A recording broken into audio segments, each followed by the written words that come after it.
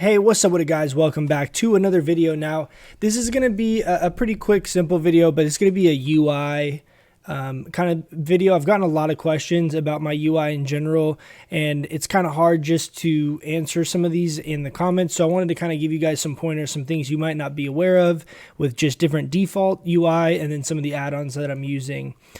So first things first, I actually am playing on an ultra wide monitor.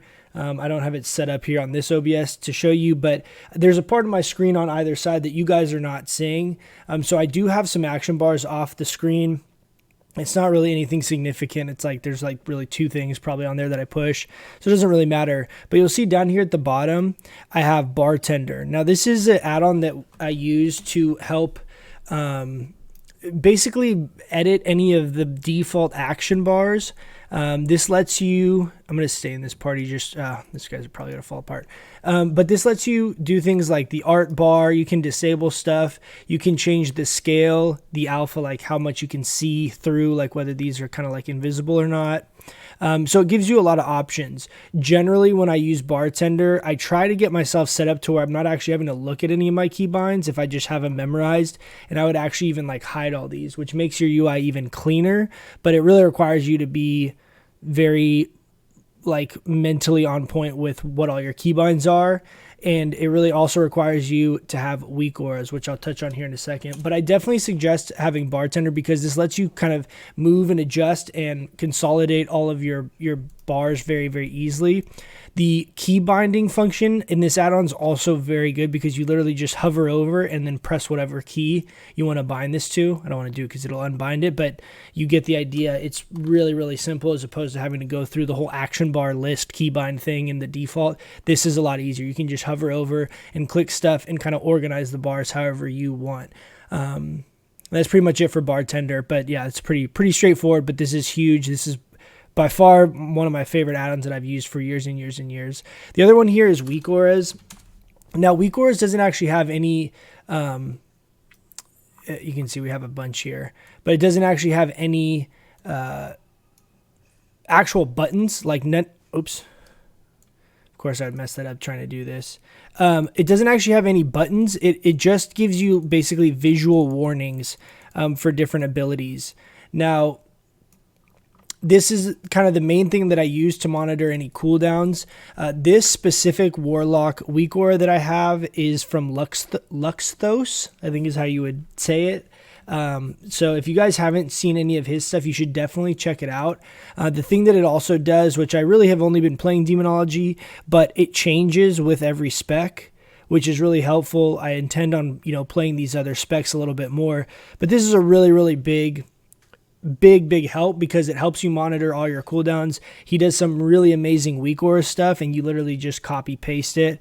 So if you guys have any questions on that, I've gotten a couple questions on the weak auras, but Luxthos, I'll put a link to his stuff down below, is where I have this default weak aura. Then it's easy enough to add stuff for different covenant abilities or trinkets and things like that to track. It's very, very straightforward and simple. There's lots of videos going through weak auras, but that's how I basically monitor all my major cooldowns and my soul shards up here, as far as just like normal in combat gameplay kind of stuff. Now, as far as my frames here, this is actually shadowed unit frames, which is I only use this for myself, my pet, and my target down here. It's only those three things. I guess you could say target of target. But so that if you hit /SUF, shadowed unit frames, this lets you adjust anything for yours. Like you could have the portrait on or off if you want. This lets you track different buffs and debuffs on the target. And a lot of this stuff you can totally go through and edit.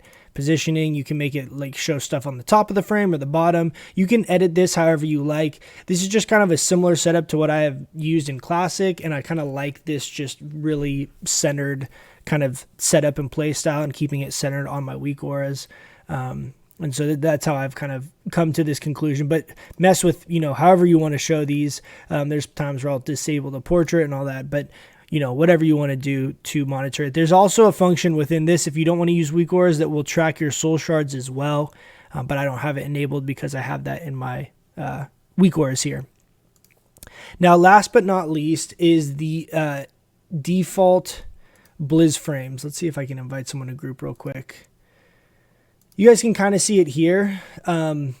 But this pops up, and this is something that a lot of people don't know. This is a default within Blizzard itself. If you go on the far left side of your screen, there's going to be a little arrow, and then you hit the little yellow circle with an eye in it, and that's going to pop up this menu. Now, the way that you have this always show when you're doing arena and things like that is the use raid style party frames button. This will make it so you can always have the same kind of like square party frames showing. I also have displaying class colors, which is pretty significant. I have the borders off, makes it just a little bit cleaner in my opinion, and show debuffs.